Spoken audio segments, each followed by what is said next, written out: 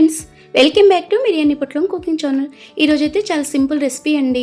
ఇంట్లో వెరైటీగా చేసుకొని తినాలనిపించినప్పుడు ఒక్కసారి ఇలా చేసేసుకోండి. మనకైతే చాలా సింపుల్గా చేసుకోవచ్చు, నోటికి కమ్మగా తినేయచ్చండి. ఆకలి బాధ ఉన్న వాళ్ళకే ఆహారం వేస్ట్ చేయకుండా ఇలా ఒక్కసారి చేసుకొని తిన్నామనుకో సూపర్ టేస్టీగా భలేగా ఉంటుంది ఫ్రెండ్స్.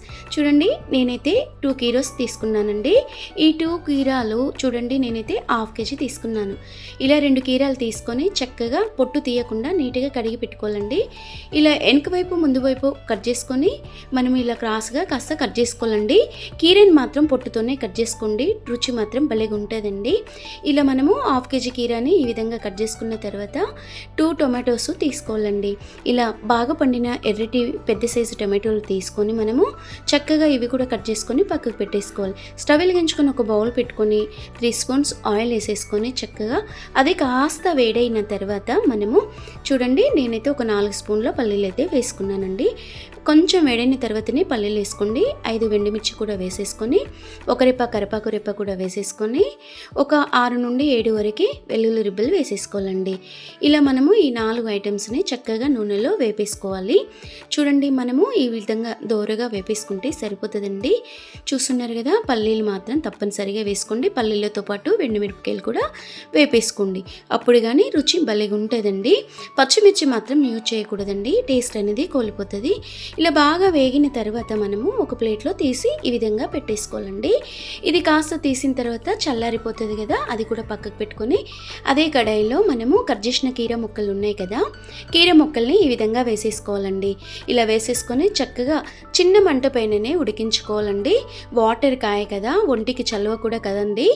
ఒంటికి చలువైన ఈ కాయని నార్మల్గా కూడా తినేయొచ్చండి, ముందే వేసేవి కాలం కదా.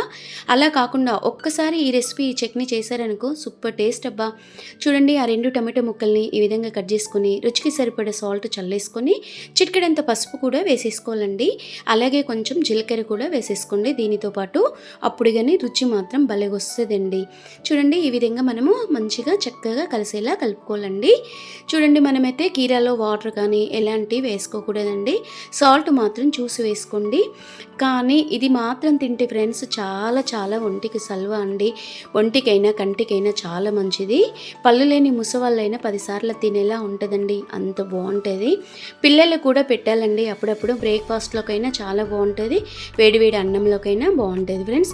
ఇది కాస్త చూడండి, మనకి కీరా ఇలా బాయిల్ అవుతుంది కదా, నూనెలోనే చక్కగా వాటర్ కాయ కదా, ఒక చుక్క వాటర్ కూడా వేయలేదండి నేను, ఎంత చక్కగా వాటర్ వస్తున్నాయి చూడండి. ఈ విధంగా మనము ఒక్కొక్కటిగా ఈ విధంగా చేసుకున్న తర్వాత సిమ్లో పెట్టేసుకొని ఆ తర్వాత కట్టేసుకోవాలి ఫ్రెండ్స్. చూడండి, నేనైతే స్టవ్ కట్టేసుకున్నాను, బాగా మగ్గిపోయేది కదా. ఇలా కట్ చేసుకున్న తర్వాత కట్టేసుకొని మనము జారు మిక్స్ తీసుకొని మనము ఫ్రై చేసి పెట్టిన పల్లీలు, ఎండుమిర్చి, వెల్లుల్లి రిబ్బలు, కరివేపాకు రిబ్బలు కూడా వేసుకొని చక్కగా మిక్సీ జార్లో కాస్త గరుకులుగా మనము పొడి చేసుకోవాలండి. మరీ మెత్తగా చేసుకోకూడదండి, కీరలో అక్కడక్కడ తగులుతూ ఉంటే చాలా టేస్టీగా ఉంటుంది ఫ్రెండ్స్. మరి మంచిగా చూడండి, కీర మాత్రం ఇలా మంచిగా ఫ్రై అవ్వాలండి, చక్కగా ఉడుకుతానే టేస్ట్ అనేది బాగా వచ్చేస్తుంది, నోటికి కమ్మగా కూడా తినేయొచ్చండి. చూడండి, చక్కగా మనము బాయిల్ అయిపోయిన మనము కీర ముక్కల్ని వేసేసుకొని మిక్సీ జార్లో చక్కగా మెత్తగా ఈ విధంగా పట్టుకోవాలి. మరీ మెత్తగా చేయమాకండి, కొంచెం గరుకులుగా ఉంటేనే ఈ పచ్చడి మాత్రం సూపర్ టేస్ట్ అండి. అన్నంలో కానీ దోశ ఇడ్లీలో కానీ మంచి రెసిపీ అండి, మిస్ అవ్వకుండా మీరు చేసేసుకోండి. ఎలా వచ్చిందో కామెంట్ కూడా చేయండి ఫ్రెండ్స్. చూడండి, మనం అదే కడాయిలో ఒక చుక్క ఆయిల్ వేసేసుకొని కాస్త ఆయిల్ ఎక్కువ వేసుకోండి, నేను మాత్రం ఒక స్పూన్ అంత ఆయిల్ వేసుకున్నాను.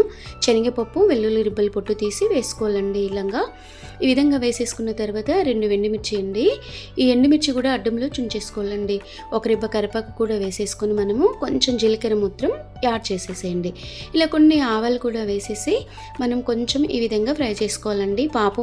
పోపు మాత్రం పోపు మాత్రం ఆడకూడదండి.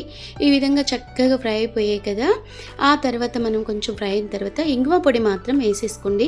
ఇంగువ పొడి వేయడం మూలంగా మనకి మంచిగా ఉంటుందండి. శనగపప్పు వేసాం కనుక కడుపు ఉబ్బరం కూడా ఉండదండి. పిల్లలకు పెట్టినా బాగా టేస్ట్ ఉంటుంది, ఒంటికి చలువ కూడా అండి. అప్పుడప్పుడు ఒకసారి ఇలాంటి రెసిపీ చేసుకొని తినండి, చాలా చాలా బాగుంటుందండి. ఇంకెందుకు లేట్ అండి, మీరు ట్రై చేయండి. అలాగే ఒక లైక్ చేసి, షేర్ చేసి, సబ్స్క్రైబ్ చేయడం మర్చిపోకండి ఫ్రెండ్స్. మరి ఈ కీర పచ్చడి అయితే చిటికెలో రెడీ అయిపోయిందండి. ఒక బౌల్లోకి అయితే తీసేసుకున్నాను. ఈ విధంగా మనకి ఎంత పచ్చడి చేసినా రిస్క్ రాదండి, నోటికి మాత్రం భలే రుచి ఉంటుంది. మీరు తప్పనిసరిగా ట్రై చేయండి. ట్రై చేసిన తర్వాత కీరతో ఎలా ఉంటుంది అనుకోకండి, టేస్ట్ మాత్రం బాగుంటుందండి. ఇలా నేను కీర పచ్చడిని అన్నంలో అయితే పెట్టుకొని తింటున్నానండి. చాలా చాలా బాగుంటుంది. పిల్లలకు కూడా చప్పగా కొంచెం బాగుంటుందండి. పిల్లలకు కూడా తినిపెట్టేయండి.